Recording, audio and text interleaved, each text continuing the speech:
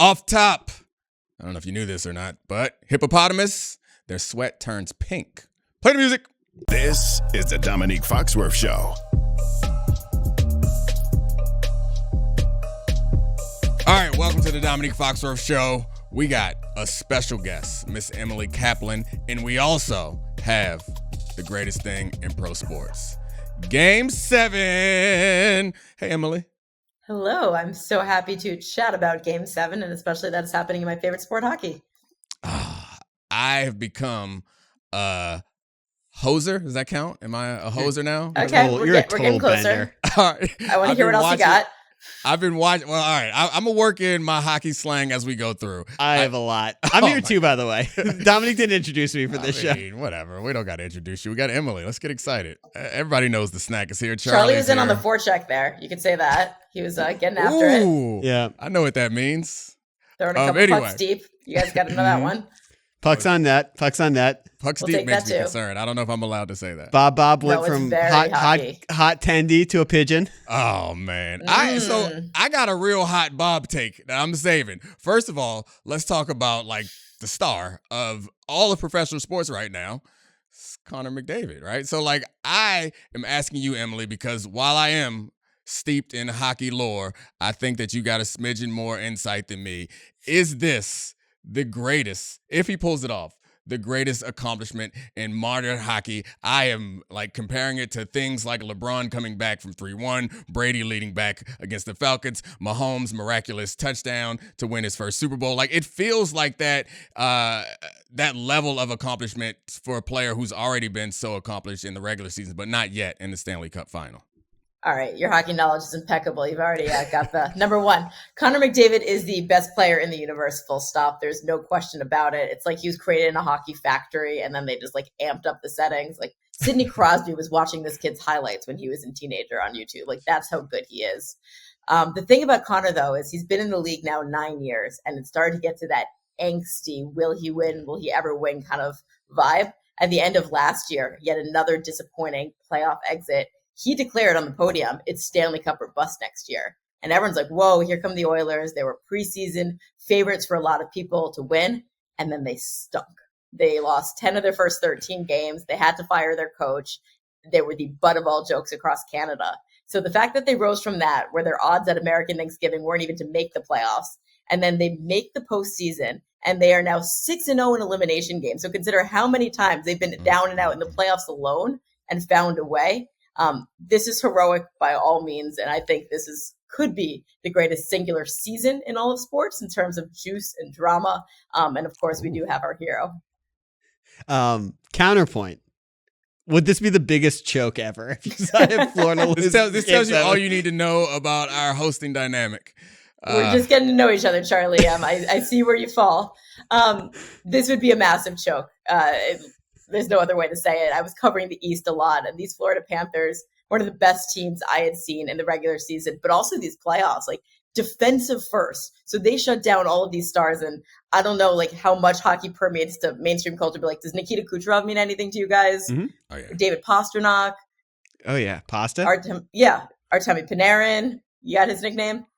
Another carb? Penne? So close. Bread. Bread. It sounds like Panera. I don't know. Anyway, they shut down all of these star players, and then they get to the final, and everyone's talking about them like, oh, this is the model franchise. This is how you have to do things. So for them to build a 3-0 lead and then let it wallow away to nothing would be a massive, massive shift. I find it incredibly interesting, the situation that they find themselves in right now, because the Florida Panthers were an offensive juggernaut, and then they changed their model to play more playoff style hockey. So it will be hilarious if they get beaten in the Stanley Cup final by an offensive juggernaut after they declared that all that flash is not going to work in the playoffs. And then they have the flashiest of flash players and McJesus give them that business. I just want to show off that I'm really not trying to be condescending here, but that was quite impressive. That was exactly the situation that the Panthers had, because 2 years ago, best team in hockey. And they were like Harlem Globetrotters doing crazy things offensively, setting all of these records for goals per game. And then they fired their coach, who was the coach of the year. Or they're just like, no, we're not bringing you back. And they brought in this other guy, Paul Maurice, who now, if he loses this, it's not only the coach that let it choke, but also holds a distinction. He started coaching when he was 28, so he's been 3 decades in this league as being the one guy with the most losses ever. And he was just like, nah, this style doesn't work in the playoffs. You've got to play defensively. This is hard mentally. This is hard physically, but everyone's going to buy in. So yeah, for them to, shift completely like that and then have Connor McDavid and co take over, there would be some irony there. But the one thing I would say about the Oilers is even though it's Connor McDavid's show, they're winning right now because their penalty kill is sick, because depth players are coming up, because their goalie, Stu Skinner, who's benched earlier in these playoffs, has been super solid, and their defensive structure is been shutting down these Panthers as well. I got to admit, I assume that it would be you criticizing my takes, but I have to address one issue that I have with your take. Okay, and I owe let's hear this it. to the listeners. I mean, they might be the Globetrotters, but ain't nothing Harlem about them. All right, Charlie, what you got? I knew that one wasn't quite sound. Touche, touche. We had to. So I got to ask about Bobrovsky. Mentally, this guy's a really interesting case because he was super hyped up when the Flyers signed him in 2010, and that was sort of a flop. 3 games in a row. Went from the hottest goaltender in the playoffs to not playing nearly as well. Is he actually a risk to play significantly under his standard level in the Game 7? No. I mean, good amount of research there, and you get some of his pedigree. Charlie's just trying to outdo me. He's trying to outdo me. I know You what don't, he's doing. you don't even you guys can remember outdo those each other in Claude hockey Giroux knowledge. Flyers teams. Captain Claude, get out of here. All right, Emily, tell him why he's wrong. Well, Sergei Bobrovsky is also a 2-time Vezina winner. I wouldn't call him a flop. He's one of the greatest goalies of his generation. He's known for his work ethic, his practice habits, for not letting things rattle him. It did feel like the Oilers, I didn't want to say they solved him, but everyone knows the book on Bob and where you need to shoot, and it's the blocker side. And at first they weren't, and then they started doing it. But the Panthers today, we're talking about, we've let him down in front of him, and their defensive structure hasn't been that strong. And I think that's as much of the story. But every epic collapse is going to need a scapegoat. And I know it's going to be Bob, just because that's the way we work. And the goalie is the easiest person. But I'm not necessarily sure it should be Bob. So what do you think it is? The series has been seesaw, obviously. Well, not a seesaw in that it's back and forth, but it was very controlled by the Panthers. Then all of a sudden it felt like the Oilers were just so much better than them. What can we attribute that to? I think it's the yips. I know that's so crazy to say because I've been around them the last 2 years, and they're one of the most confident groups I've ever been around.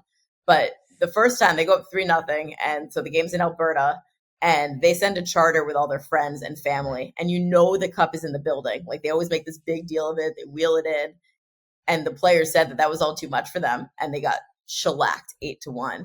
And now every time the cup follows them and is in the building every single time, and it just feels like they kind of lost their way, and they'll play really good for stretches, and they look like themselves for stretches. But there's players who almost look like they don't want the puck. They're passengers. That's a term we use a lot in hockey. Just anxious to get rid of it or not able to make a play. The Oilers are the one winning all the wall battles. That's something that just shows effort and will. And so I think it's just the yips of them just forgetting who they were. All right. Is there anything else that we need to be watching in this game? Watching for a smart hockey fan like yourself, what are the things that you're going to be looking for in the first period that I need to be checking for? Okay, well, this is the biggest cliche of them all, but whoever scores the first goal is going to be huge. Connor McDavid is the best player in the world, but Leon Draisaitl is right behind him on the team. And on most other teams in this league, Leon Draisaitl is unquestionably their best player. And he's one of the greatest playoff performers of this time as well. He's just built for it. But he's had a really bad finals. He only has 3 assists. He came alive last game, had a really nice, patient, beautiful pass to a new line mate, Warren Fogle. But he repeatedly, and he's German, so he's kind of grumpy sometimes, and he's kind of got that personality. It's just been I'm not happy with my play. It's not up to my standards. I know I'll be better, and is really pledging that. So a breakout game from Leon Draisaitl is something I'd watch.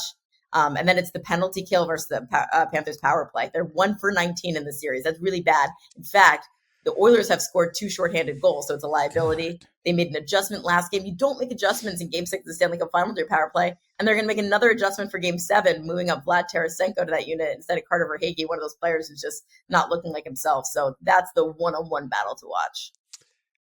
Last question for me, just the historical context of if the Oilers win this Stanley Cup for McDavid. Does the list of best hockey players, does it become, because obviously he jumps off the screen, he's the fastest player in the league, sauciest mitts in the league. Does it go? Some Pantene Pro mitts, Pro V mitts on that heater guy right now. Does it go Gretzky, Gordie Howe, McDavid if he wins this cup? Even though he will have fewer than many other all-time greats. Not yet. And as long as Sidney Crosby's still playing, and Sidney Crosby's still playing at a really high level, given his advanced age of like 36 now, it's still sit above him because he has multiple cups. He did on the international stage. Remember, Connor and a lot of his peers have been robbed of the international competition. We haven't seen NHL players in the Olympics since 2014. That's going to change. This year, we also have this like little Four Nations tournament in February. That's going to be a big deal. So once he does it on, the international stage, once he does a sustained playoff success like Sid has, we'll put him in that echelon. But it's inevitable. Like, this kid is just born different. He grew up different. Again, it's the hockey robot factory, and the same factory that produced Sid, but he's rising fast. Yeah, the apples he creates with the biscuit make me sick. It's so nasty. Big apple guy. Oh, big apple guy. I'm just hungry, guys. I'm not impressed. I'm just hungry. He loves saucer passes. Dominique loves them. All my heart. I can't remember the last time I heard a hockey person say saucer pass. I think you guys got some, like, I just exposed. I win. All right, last thing. I tend to watch most sporting events and kind of wait for the momentum of the game to tell me who to root for. But this one seems unique. What? You don't say. No, I'm saying I don't come in with I'm not like a fan of a team is my point. Like, I don't really have teams. I just front run. I wait for the team. No, it's not. You've ruined it all, and you embarrassed me in front of company. I was embarrassed first. We're going to have a talk after this. I'm sorry, Emily, that you had to witness this. My point is, in this specific game, it feels like, and part of me, I'm a bit ashamed to say this, but I kind of want the awesome thing to happen, and it feels like everyone outside of the rivals of the Oilers want to see the amazing thing happen, the single greatest player in modern game do something that hasn't been done since the 40s. Am I wrong for rooting for the Canadian team? No, and I'm glad you mentioned Canadian team, because as much as hockey is Canada's sport, and it's actually shrinking a bit because basketball and soccer are catching up, but it's still the nation's sport. Yeah. Their country hasn't won a Stanley Cup in more than 3 decades, since before Connor McDavid was born. And the Oilers have had a ton of success. They had a dynasty that produced a ton of Stanley Cups with Gretzky and Mark Messier, who's now my colleague, which is kind of crazy in itself. But they haven't had success for a while. In fact, they've picked number 1 in the draft lottery 3 out of 5 years. That's why they got Connor McDavid. So the angst and the anguish is there. That said, for the Florida Panthers, I know South Florida's had a lot of success, but this would be the franchise's first Stanley Cup. So those stakes are there too. I just think for us to go all of this way just to see them fall short as a sports narrative, it just feel a little unsatisfactory, even though the Panthers are an incredible and rich story in themselves. All right. Charlie embarrassed me. We're going to fight. Thanks, Emily. You're the best. Fight? We're allowed to fight. I'll let you guys fight. It's hockey. Oh, that's right. It's hockey. We're allowed to fight. Yeah, we're still barbaric here. You're good. Thanks a lot, Emily. This was awesome. Hope to do it again soon. Cool. Appreciate you guys. Next up, Jason Goff. Talk about how to build around Wemby. Where's Klay Thompson going to play next? And what's this Caruso Giddey trade going to do to the NBA? It'll be fun. All right, welcome in one of our favorite guests, the great Jason Goff, Chicago's own. I have to say that once I turned 40, I realized that I had to decide what type of old black man I was going to be.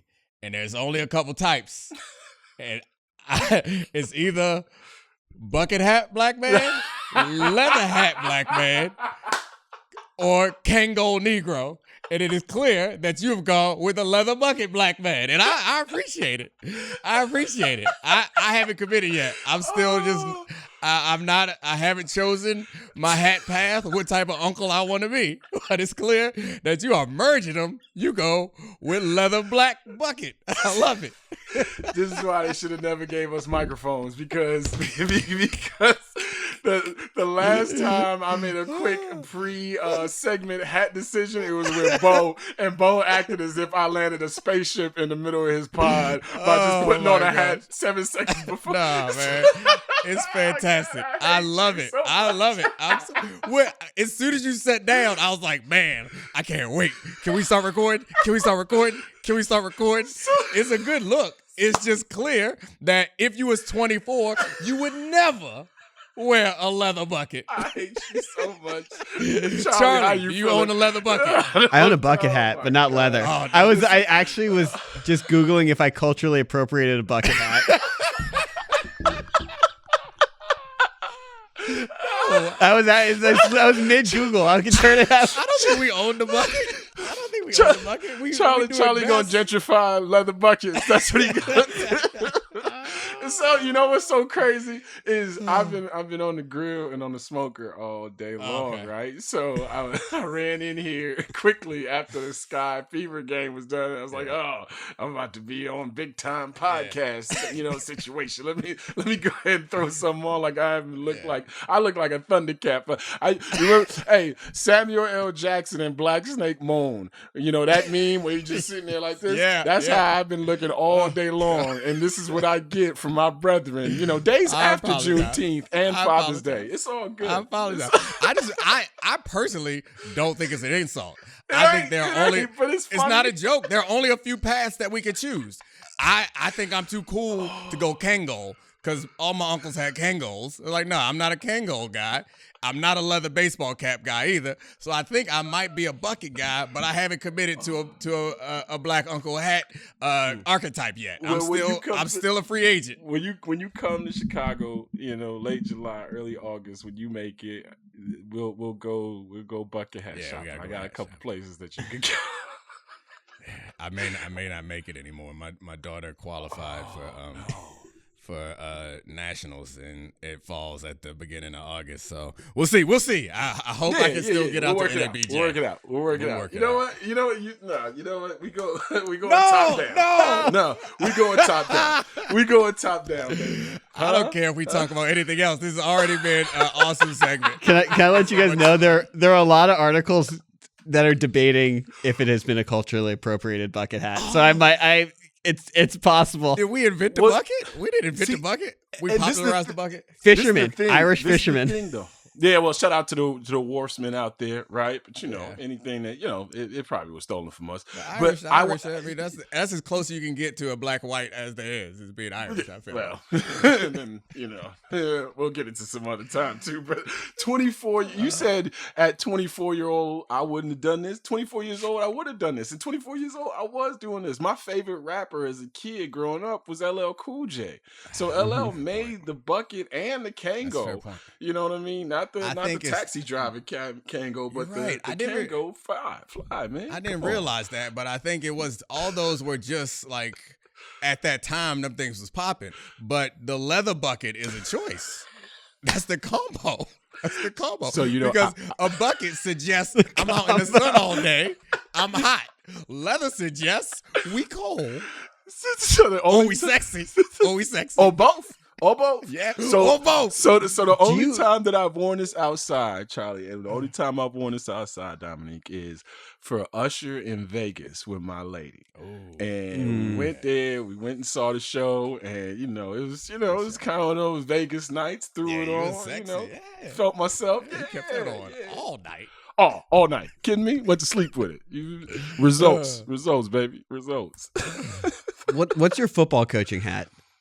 See, I'm gonna disappoint you. It's nothing special. It's just like a regular. It's actually like a Tell me you don't have a Florida swamp dude. Give me the swamp dude. You know what I mean? I need to give myself a real coaching hat because it's just kind of like a regular old I want the bucket with the strap on, like the strap bucket. I see. No. That ain't a head coach's hat. That's a D-line coach's hat, and you know it. I will not take that disrespect. Everybody knows that a bucket hat is a D-line coach or assistant special teams coach.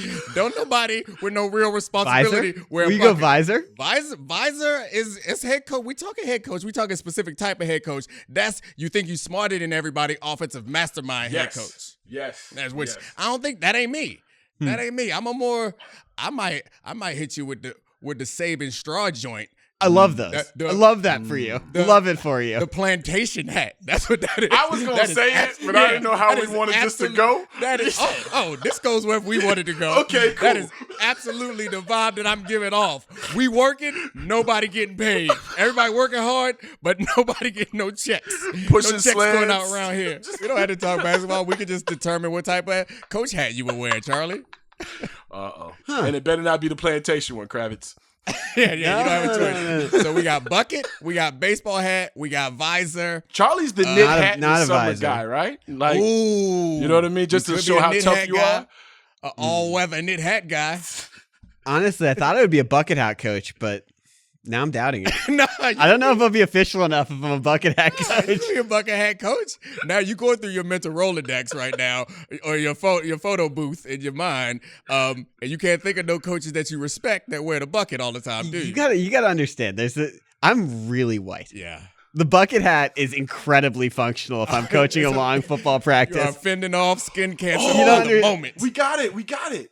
He's Spurrier-esque. Give him the visor.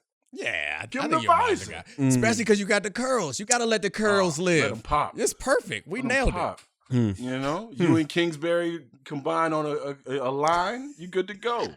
As long as you're not an upside down visor guy. No, All right. definitely not. Oh no, that's puka shells. That's high school Charlie. Yeah. That's puka shells, or the shark tooth shell necklace. That's senior week, Charlie. High school Charlie was like a 5-paneled Sacramento Kings hat. It was not ideal for the memories. That's nice. Just being weird for weird's sake. Oh, man. Yeah, it was like It's good to be white. You gotta those mid to late 2000s. A lot of these random throwbacks you'd buy. Then I went to the random snapback phase. Like, can I get a Portland Sea Dogs snapback? Cincinnati Lookouts Why? for no reason. Yeah. I know your vibes. It's cool. I know your It's vibes. cool. You got to be the cool guy. Was never. You can't try too hard to be the cool guy. Should we pivot to the NBA? Let's go. Yeah. All right. NBA draft this week. Mm-hmm. Couple things percolating. One of which is the San Antonio Spurs, a team that sucked last year, but they have someone in Wemby who I think we all agree sooner rather than later is going to be the best player in the world. Like, you watch him and it's like, this doesn't make any sense. They have the 4th and 8th pick in this draft. People don't love this draft, but the Spurs, it's really important for them to fix stuff around Wembanyama quickly. So, for you guys, how aggressive should the Spurs be this offseason based on what they've seen from their young star? Well, use the word quickly, which I'm not sure that I agree with. Like, I think that the move we don't have to be in a hurry. I understand he's big and understand like injury history with big guys suggests that maybe you need to move on it fast, and him being as good as he is, maybe you need to move on it fast. But the thing that I've learned or I appreciate about the best teams in basketball is that they are like nimble in their roster construction. And maybe I'm still a bit coming off this Celtics championship and seeing like how many tweaks they made here and there based on what was available to them.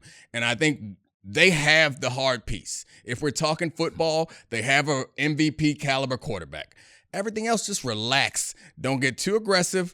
If something falls into your lap, you take that shot. The cool thing about this draft, and I get it, like I'm not a draft Nick on this draft in particular, but I know it's not a bunch of high-end names, but they don't need that. They need the other pieces. They need someone to help support Wemby and take pressure off of him. I want to hear what you got to say, Jason, but I also, like, it popped into my mind. It's like, what's the ideal build around Wemby? Is it something like what we got for the Timberwolves? Is it something more like what you got for the Nuggets? Or is there a team out there? You can noodle on that, Charlie, while Jason answers your first question, I guess. So I'm kind of in lockstep with you, Domonique, that you've got, and as you mentioned, Charlie, you've got the dude. So now, for one, I think you have to weed out the dudes who don't understand he's the dude first. And then you move forward with all these other pieces. But this is the question that I would kind of throw back at y'all. Do you think Victor Wembanyama is going to be the give me the ball every time dude, or is he going to be I'm the best dude on the court and I will affect everything?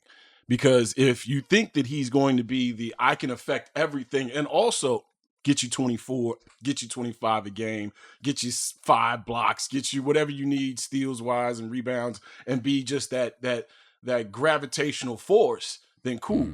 But if you also think that he may not be the guy that you can give it to or may want it as early as other guys, you may have to go out and get a stud to put next to him to say, hey, all right, you're the guy, but this is the guy who might have to take the shots down the stretch, or this is the guy who's going to have to get you the ball. Like, those things have to be filled in. Victor, I think he saw how people were talking about Chet Holmgren around him, and that last month and a half of the season, he took off like, this is not what y'all think it is. He should have got his bite at the apple the year before he got hurt. I'm here. So I wonder if Victor's going to be the guy who is you're going to give him the ball 6-7 seconds left every single time, and if not, you need to find that or figure that out over the next couple of years. You might have one of those guys in the draft next year, but probably not this year.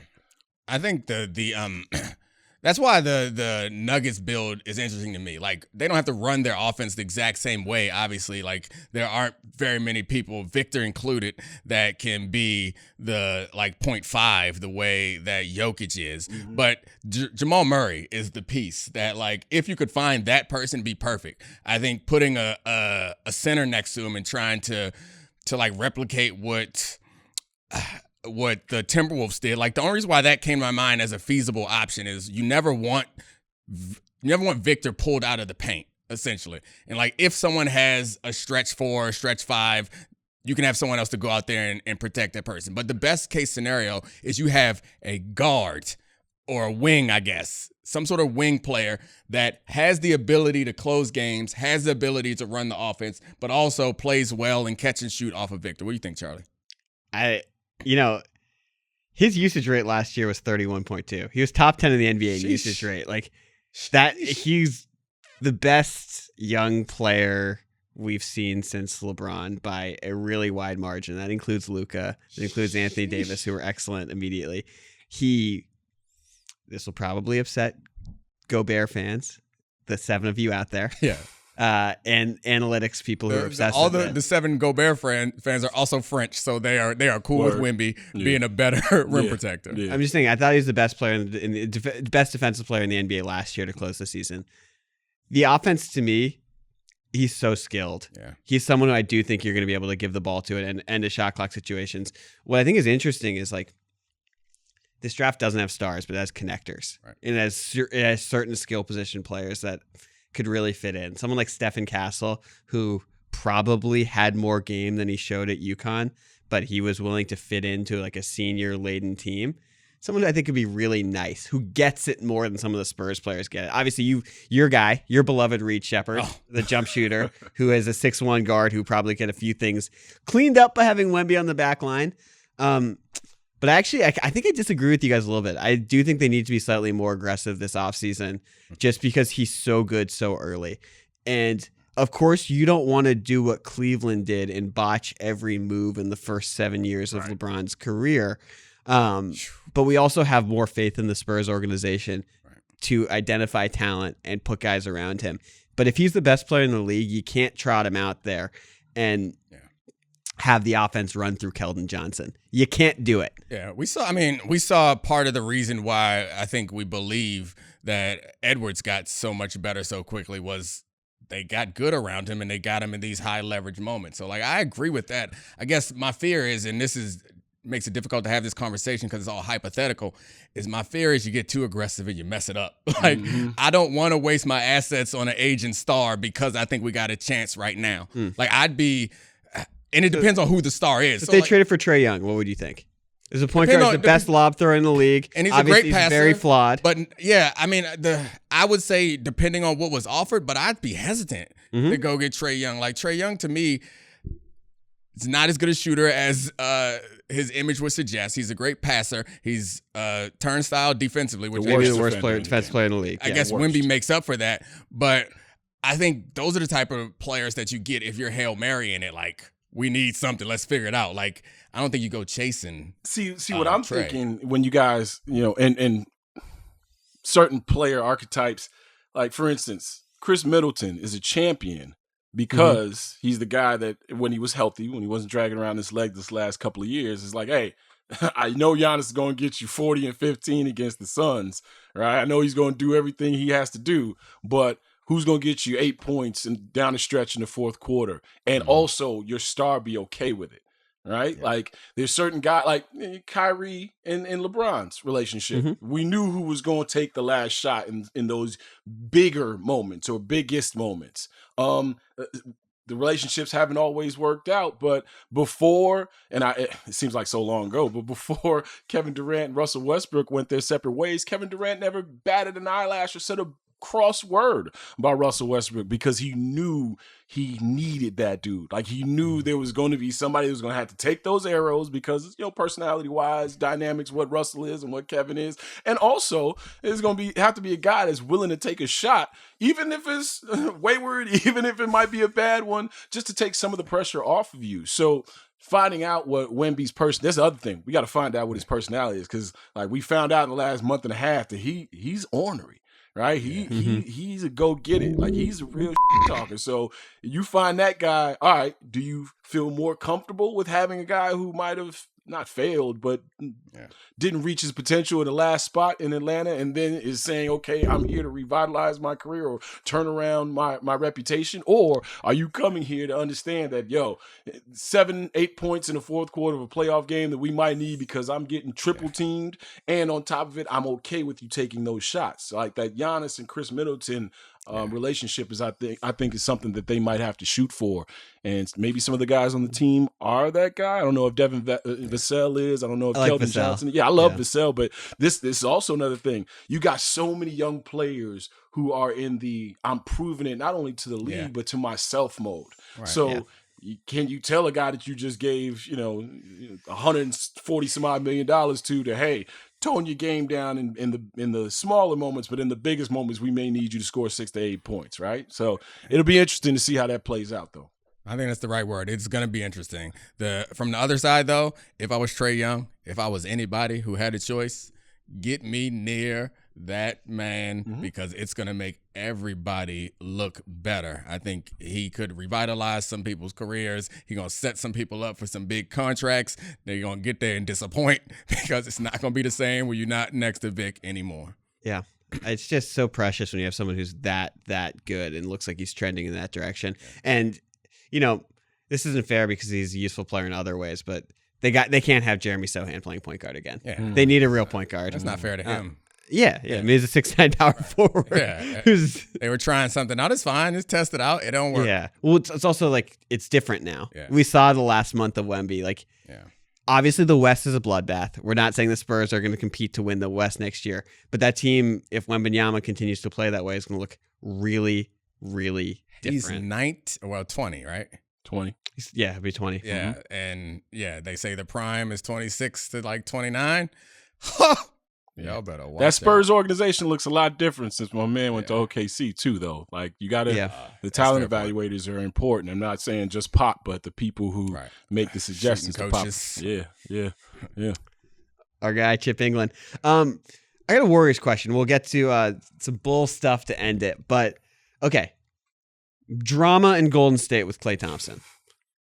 He's unfollowed the team on Instagram. It seems like they're more saying, go check the market, see what's out there for you. We'll give you an offer based on what we see out there. If you want to leave, you can leave.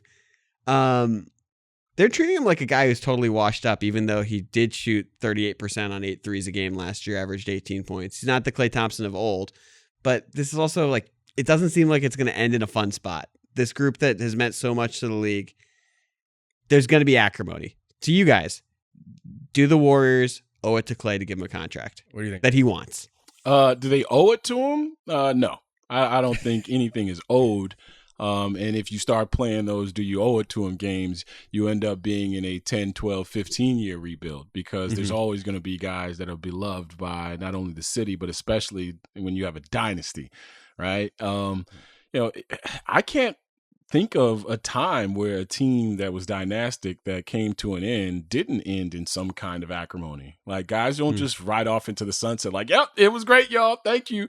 The same egos that got them there are the ones that are still hanging on at the very end of those careers. So, I mean, you look here, 91 and 98 in Chicago, the last dance is filled with, pitfalls that you could see coming and that we could see coming as fans. This is the Golden State Warriors version of that. And unfollowing Pippen still ain't forgive Mike yet. Hey, listen, Pip speaking up about stat keeping and score keeping and all the Tom Haberstroh awakening demons up here. But yeah, man, like this is how it goes. And then you bring them back and you say thank you, let them raise a jersey. Hopefully by that time they're not still mad at you. But nah, you mess around and pay people for what they did, and you're gonna be in the blender for a good decade and a half. So I understand why Klay would be frustrated because he is the core of that. He's part of the core. The other two members who look like they part of the core, they got that deal. They got the deal that Klay wants right now. And he's like, y'all did it for them, do it for me. I think in the way that Charlie set up the question, I think it's like they have to make a choice between competing or kind of riding off this journey in a way that makes everybody happy and feel good.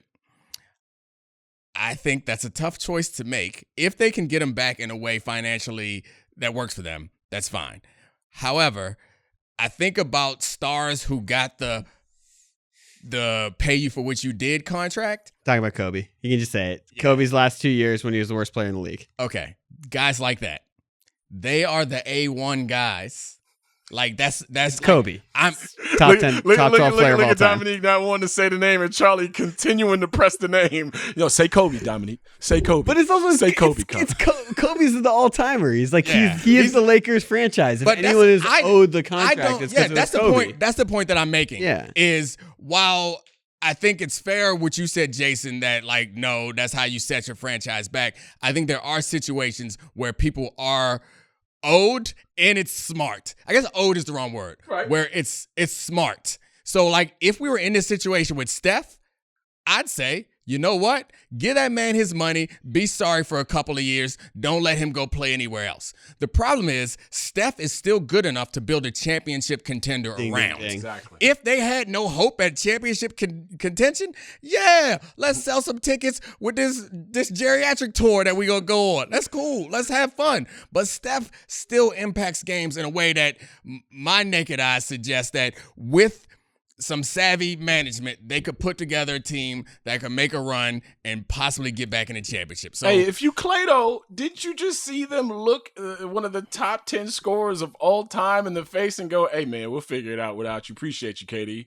Like you just saw this happen. KD and Draymond had their little situation on the court. Next thing you know, we talked about it for the next couple of months. And like, is Kevin going to leave? Yeah, the Golden State Warriors are like, all right, well, but I think I think depending on your perspective, that might make him dig in deeper because his perspective is he's not one of us.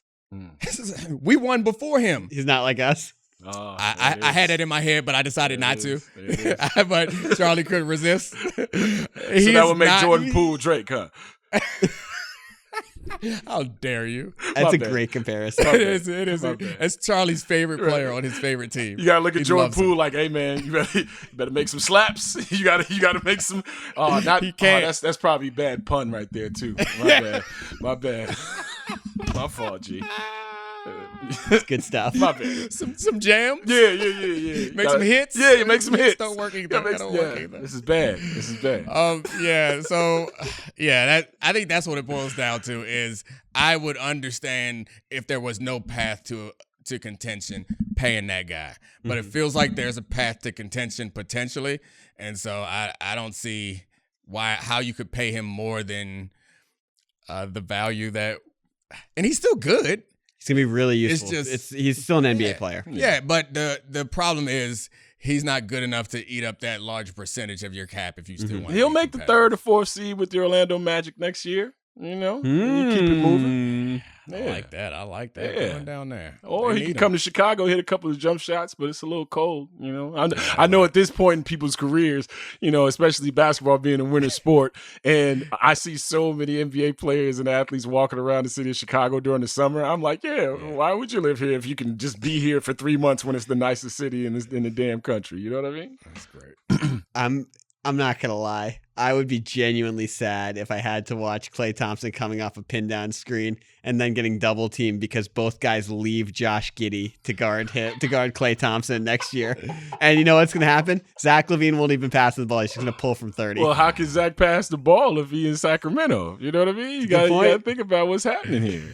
Oh man. So that I guess we could end on that. That trade I feel like was widely evaluated as a success for the Thunder, getting Caruso out of Chicago for Giddey, a player that seemed to be hindering their success of the playoffs. What do you think as a Chicago guy? So I had to break it down for the people on my pod because immediately I got a whole bunch of replies to Shams's and Woj's tweets.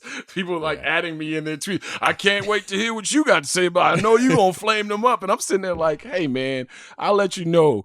And what I said was, listen, Alex Caruso, terrific piece, fun player, winning player, championship player, right? But you also finished damn near at 500 below or a game above with him over the last 3 years.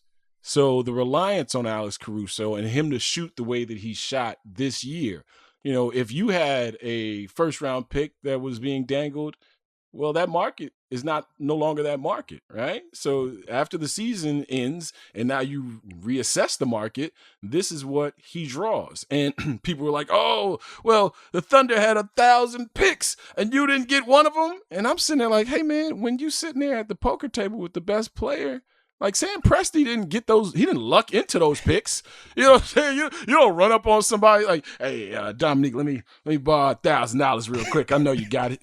wait, hold on, player. I got this by being very practical and being very logical in my moves. Yeah, exactly, right? But this example, I get the point you're making, but it's a little different. You know, $1,000 to you, one pick to the Oklahoma City Thunder. You know, it might be the same. No, and the Josh Giddey piece, I mean, you know, teams outgrow players sometimes. Teams outgrow talented players sometimes, right? Monte Ellis had to go to Milwaukee because Jerry West was like, hey, y'all need to split this up.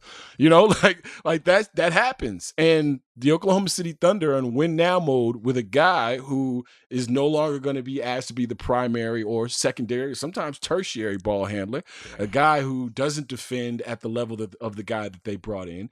And also, it's time for them to start to actually show Shea now, because SGA, you know, we think of SGA as like, oh, look, he just popped up and he's an MVP. No, he's been in the league for a little bit and working on his game to get to this point. So now, with everything that's swirling around, you think the New York Knicks, you think the Los Angeles Lakers, these GMs and these front offices plan for 4 or 5 years down the road, 3 years down the road, what the nest is going to look like.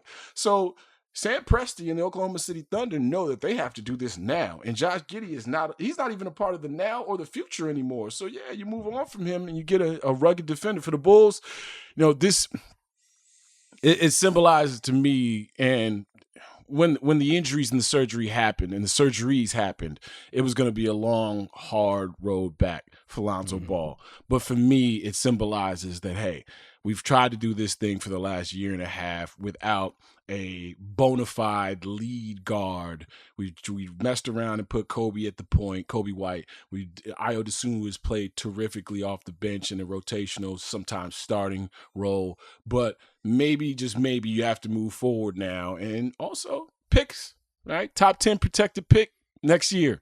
The San Antonio Spurs, because of that DeMar DeRozan trade, are looking at that pick like, hey, y'all mess around and be what y'all been. We're going to get a top 10 protected pick. So they're in a weird way right now where, because of their contracts, they can't really make a whole bunch of moves free agency wise. So their transactions have to go down to you may be taking back something that is undervalued, and you may have to value it a little bit more going forward. And also, what is your team going to be? Is DeMar DeRozan going to be back? Zach LaVine, that market has started to bubble up again.